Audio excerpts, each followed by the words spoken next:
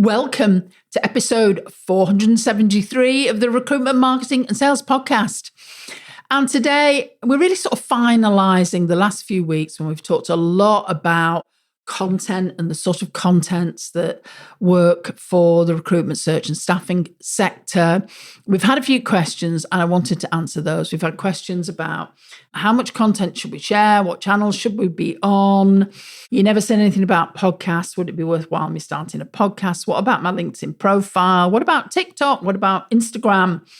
And what about creator mode? How does that work? And is it really worth it? And have I got it on my profile and how can I leverage it? So all of the things. And so I thought it would be a good idea just to answer those questions today. Then we are complete with all the content ideas and the mini series that we've done. So let's get into it. Welcome to the Recruitment, Marketing and Sales podcast.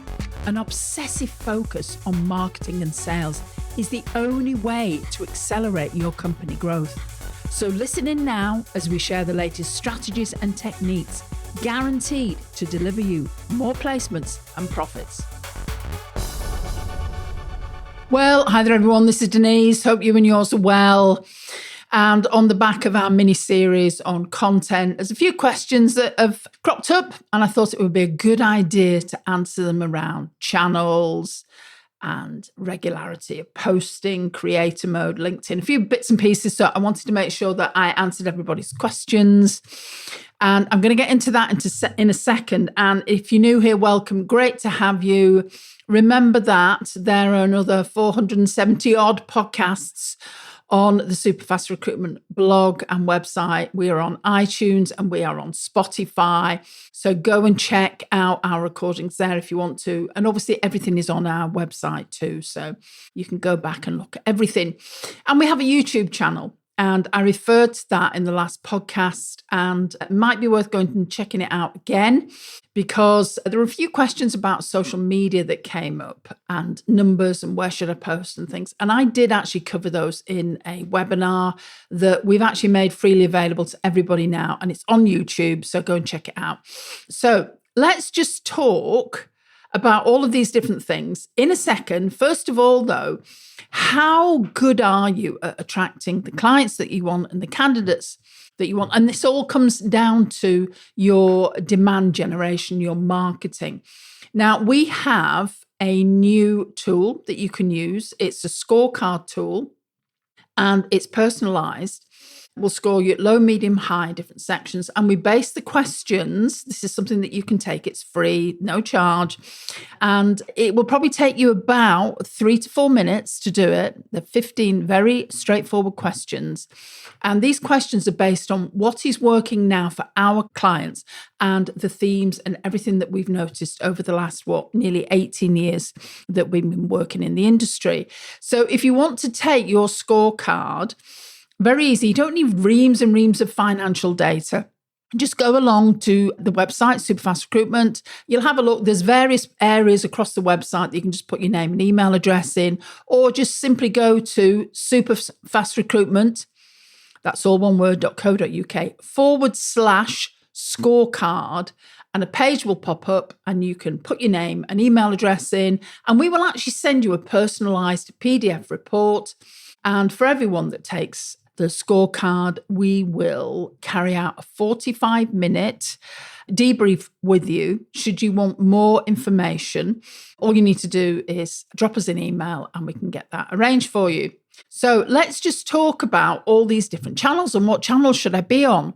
And the key thing is, where is your market? So think about your market, but also it'd be very easy to say, oh, my market isn't on Instagram. My market isn't on TikTok. My market isn't on whatever. My market's only on LinkedIn. And I'm going to say, beware, they might not be. They might be on other channels. Because remember that, who hasn't, whilst you've been scrolling on Facebook, admit it, seen a business opportunity or noticed something from a business leader that you've read? Now, just think about that. If you do that, I'm sure many of your market will. I know I look on Instagram. I look on LinkedIn, obviously, all the time. I'm not a big TikTok user, but I have been known to frequent that platform. I go onto Instagram a lot. So it's really important to consider, where am I going to place my content? And it's easy to place it in so many places, particularly if you are using an automation tool that can help you do that. One of the Hootsuites, the buffers, the smarter cues will really help you. And remember, LinkedIn, obviously for the majority of people, LinkedIn is the key place to post. Make sure you are posting on your company page and your personal profile. All the recruiters we know have a lot more people following their personal profile than the company page. So make sure that you are posting there. Facebook. Now, half of the planet is on Facebook. It is important to have a business page. And on your business page, you can post. And what's great about Facebook is you post on your business page, but you can also carry out and deliver paid ads to people who are in your target market and demographic. And it's actually not that expensive. One of my previous posts that I recorded was about remarketing, retargeting. We all experience now, we go on a website and then that website follows us around. Imagine if somebody has been on your website and then they see an advert, which is not that expensive, by the way, on Facebook to do. That could really help you. And that gets you in front of your market. So if you've been posting regularly on your company page, people will see that you're a real company, you're adding value. That will make a difference for you. So yes, post on Facebook, have a Facebook business page, use it as part of your strategy. Now, Instagram, obviously that's part of Meta. There are 2 billion people that are members of Instagram. The age range is quite wide. So you've got people, I was looking at some data the other week about this for a client, 66% of people aged 30 to 49 in the US are on Instagram. Instagram is very popular. It's very popular in India and it's incredibly popular in the US. And I know we have a lot of US people that listen to our podcast. So again, if you are posting on Facebook, it's very easy on your business page or in the automation tool that you use to just click that button that posts it to Instagram as well. You really do not know where people are and where they might find you. Now, TikTok. TikTok, again, has 2 billion users. Obviously, it's very video centric. And a slightly younger age group are on TikTok. I think around about 18 to 24. So I don't know what your average age is of your candidates or clients. It may well be worth you posting on TikTok if that's a group that would work for you. Remember that it's a little bit more involved because it's video content that you want to share there.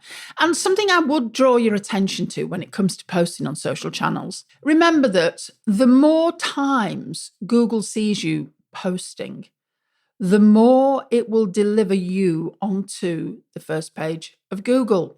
Because have you ever noticed where you might Google a company and you'll go onto their website and you'll see multiple links to that company. And some companies you'll Google and you'll struggle to find them. And generally you'll struggle to find them because they haven't got any content on the website. Big clue. That's why you need content, because Google prioritizes websites that have content. But also, have you ever noticed that when you Google somebody, then multiple links will come up to all their different social channels? This is something you could do for yourself now and just see what comes up. So I've just literally did it before I jumped onto this podcast, Google Superfast Recruitment. Obviously, when we come up, there are multiple links that come up. And so all different links to our different pages. And on top of that, we've got our LinkedIn company page. We've got several videos that come up. We've got our Facebook page. We've got our Instagram page. So we've got lots of links that really shout out these are people that are around. These are people that are present. These are people that have a profile. These are people that possibly could help. And that's exactly the same for you guys too. So we talked about all the different channels, and a question, and it's a really great question, is do I need to alter all my content for all the different channels? And the reality is not really. You could say, well, it depends on the size of your organization. You're not a marketing company, you're a smaller recruitment firm, and really it's not necessary. You're not Adecco, you're not Hayes, you're not Randstad. And it's fascinating. And I may have told this story before, but I follow a couple of different coaches, business coaches online, and I see the same content shared down there, LinkedIn, Instagram, and Facebook feeds. And I also see a version of it dropping into my inbox. So I know for a fact, they're probably making 30, 40 million a year. So I think if it's all right for them, I think it's all right for us. And it really does save you time in being able to do that. So if you've got a social media company that says, oh, we need to do all these different things for your different content, don't listen to them because you don't. It doesn't make a difference for a company that's a small to medium enterprise, really. It doesn't. So I'm glad I've got that one out of the way. Something else that many people ask is, how often should I post? And I would say as often as you can. So I'll be honest and say that Sharon and I, we use both of our profiles and we post 3 times a day, occasionally 4. And it's different content goes down Sharon's and different content goes down mine. We could post the same, but we don't because we have that option to do that. And the goal is be posting every day. Forget all this about LinkedIn's going to rack back how present I am and all of those things. The more you post, the more people will see you. I shared on the last podcast about a client of ours who's basically upped the number of times that he's posting, and he's gone from a few hundred impressions to a few thousand impressions. So just think about that. It's about regularity and build up to it. Start where you are with what you have now. So if all you've ever done is post job ads, start posting some value add content a couple of times a week and build up. You've got all the ideas that we've given you. I've told you about the YouTube channel as well, but there's more things on there that you can access.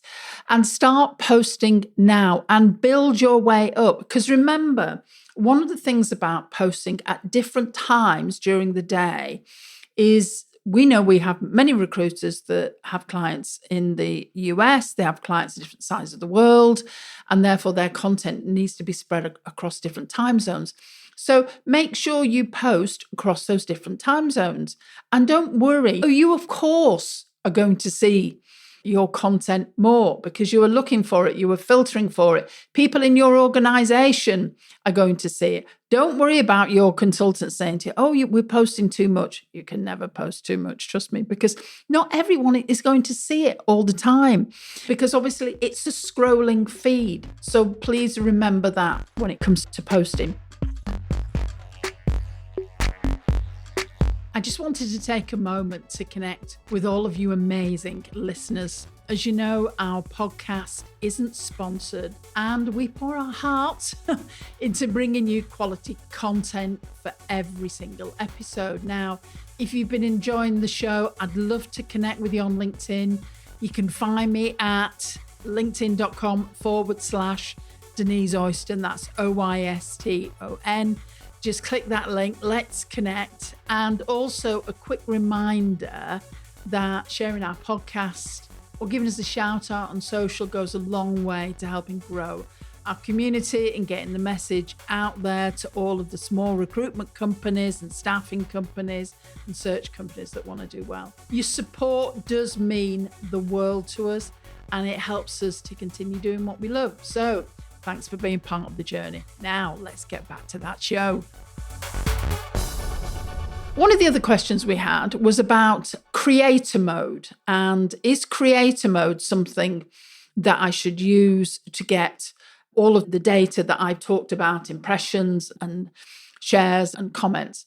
The reality is creator mode was created by LinkedIn, and it was something you could toggle off and on. And literally last year, they switched that facility off in the sense that automatically everybody gets creator mode. Now, you can actually switch it off. You just need to go into the back of your privacy settings, and there is a switch there. I wouldn't do that because honestly, it's well worth having creator mode. The fundamental thing with having this creator feature is you get a lot more data and a few other things that I'll come on to. What you lose is there's not straight away when people land on your LinkedIn profile and there's a connect button. It's a little bit more hidden. They need to go to the more section and there's a drop down menu that says connect. And of course, you can always tell people to do that. You can even get a little screen grab image and share that in an email if that's what you want to do.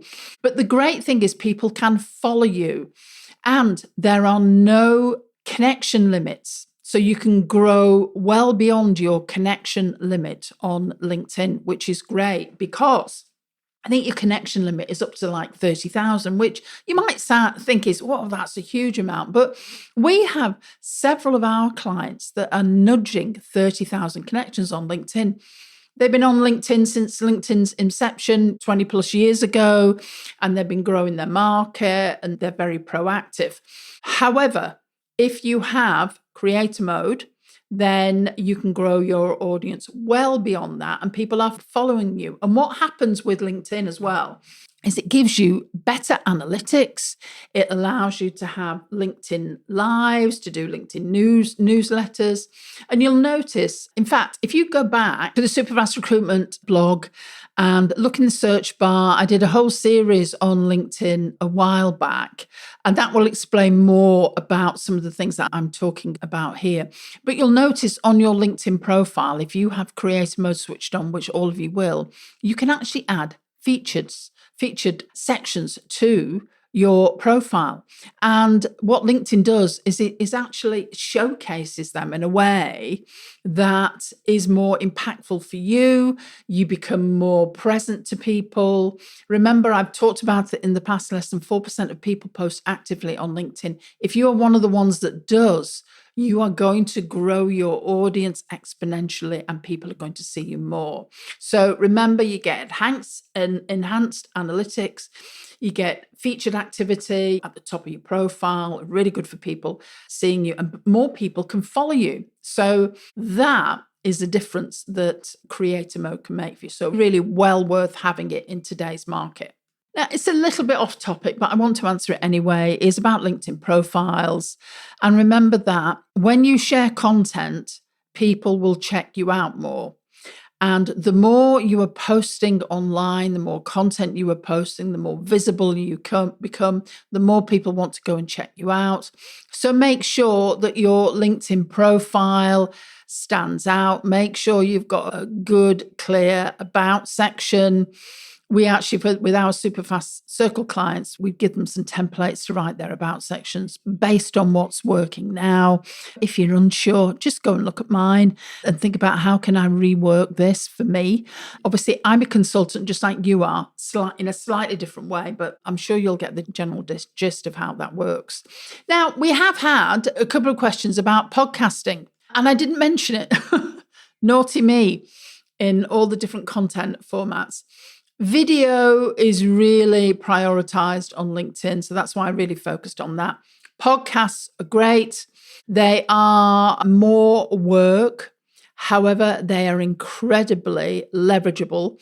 And a shout out to Mike Richards here, who used to work with us and great guy. And he has a podcast in the treasury sector and he's done phenomenally well with it. And he always says that he got the idea after listening to our podcast. I'm not sure if that's true. It might be true, actually. So thank you to Mike for that. And podcasting is great. A lot of business leaders do listen to podcasts. So if you have a podcast then that's something that you can leverage. They are much easier to do than they used to be. You could go onto a freelancer website like Fiverr, and somebody will help you to create a podcast, get it all set up for you, and then all you need to do is record them. I record ours. I record it using a piece of software called Audacity that surprisingly is actually free.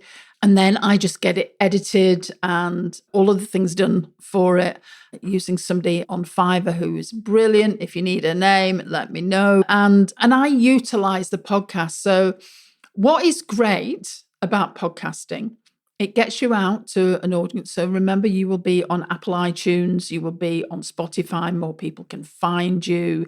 But one of the great things is that our podcasts that we record, we then leverage in multiple ways. So you'll notice that you will get an audio recording, you will see multiple posts over the next few months talking about the podcast that we've recorded. So over the summer, you will see a lot of posts about this series of podcasts. Those posts are created from the audio recording, so very easy to do. I get the audio transcribed using an AI tool called Sonics. It's brilliant. I then use another AI tool to summarize it, and I ask it to create several posts for me. I ask it to create a detailed blog post, an email, and some social media posts, all of which, just a caveat here, I edit because sometimes even the best AI tool can spit out rubbish. So I edit it, but it does really save time. And then you'll notice too that some of the videos that you see of Sharon and I on social media also have a theme of recent podcasts. So we get an AI tool to give us the key elements, and then we can create a recording from that. So podcasts are well worth it. One of the things to remember with podcasting is frequency. And recording a podcast does take time, and it really takes commitment. At the moment, I'm batching several podcasts because we're actually going to go and spend some time in another country and work from there. However, I want to make sure that there is no glitch in any of our recordings. So I'm recording several podcasts over the next 2 or 3 days that we can then leverage and use. And it's an interesting, a mentor of mine once was talking about the fact that she has a podcast. She does it every week, similarly to ours. She notices that if her podcasts drop off, so does her listenership. And she was talking about somebody else in the coaching space, actually, that used to record a podcast every week, has now gone to once a month. And apparently her podcast listeners and numbers have dived. People like regular episodes. So you think about some of the TV programs online. In the UK, we have Coronation Street, EastEnders, and various other things. I'm not really a soap watcher, so I'm not clear on which ones are going well at the moment and which aren't. People love that regularity. Remember Cialdini's principles of influence, that for us, we know that people listen to our podcast. Occasionally, we miss a week, and that might be because Denise has lost her voice, or it's just over Christmas, or it coincides with something where we can't do a podcast. So remember that if you are going to do a podcast, you need to be all in with it. It's not something that you do every so often, because you will not build traction with it, and content is all about traction. Much better to write a blog post that can go on your website, and then if you miss a week, that's not going to be terrible. People aren't going to notice it in quite the same way. So talked lots of questions. I think one final question that we've had that I would like to answer is around nurture campaigns. And a couple of people said, you didn't say an awful lot about nurture campaigns. Lots of things about email marketing on our website, but nurture campaigns are important. And I always talk about have an email campaign, not just an email blast. Because remember, bias cycle, only 3 to 7% of people are ready to act now. Lots of other people are in your world, in the ether, all around you. And they will be ready to convert at some point, but that you need to be in front of them. And that's why nurture campaigns are something to build into your content process. So if you've got emails written, our Superfast Circle clients, they obviously get nurture campaigns because they've been working with us, and our nurture campaigns have multiple emails in them. And that would be something that I would really strongly suggest that people do. If you want to stand out as a different recruiter that cares, a recruiter that's committed, then make sure you build not only a candidate nurture campaign, but a client nurture campaign as well. A while ago, we had an email marketing webinar that we ran. And for those of you who are on that email marketing webinar, you will be able to still access that recording. You can just click through to one of the links. And in there, I talked about the must-do email campaigns from a content perspective. So, and again, just have a look on the Superfast Recruitment website because there are several posts about that too. So hopefully I've answered all your questions. If you've got any more, then just drop me an email, denise@superfastrecruitment.co.uk. I answer all my own emails. Well, the majority of them. So if you email me, you've got a question, then that would be great. And I will record a podcast around it. So this is Denise saying bye for now, and I'll see you next time. If you enjoy this podcast and this year you are ready to take your marketing to the next level, then check out Superfast Circle. This is a unique marketing program designed specifically for recruiters and their marketeers. You get access to 2 virtual marketing directors, you get consultancy, you get your hand held through the whole process, training, consulting, and we provide content resources. So go over to superfastrecruitment.co.uk /join and check out what's available.